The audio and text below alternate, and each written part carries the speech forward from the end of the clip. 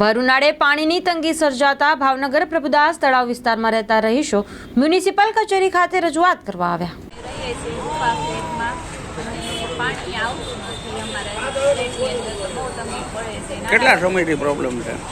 એક મહિનાથી રહીએ છીએ તમે ઘણા વર્ષોથી, પણ એક મહિનાથી પાણીની વધારે તાણ પડે છે। પછી અમારા નાના બચ્ચાઓ ક્યાં અમારે કપડાં ધોવા જાવ, બધું કામ કેવી રીતના કરવું।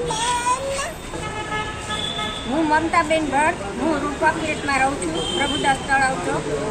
અને અમારે એક મહિનાથી અમે પાણી માટે બહુ હેરાન છીએ છીએ। પાણી સાવ ઓછું આવે છે, એક તો સાવ ધીમું આવે અને એમાં પાછું અડધો કલાક જ આવે, અડધો કલાકથી વધારે તો એક મિનિટ પાણી નથી આવતું।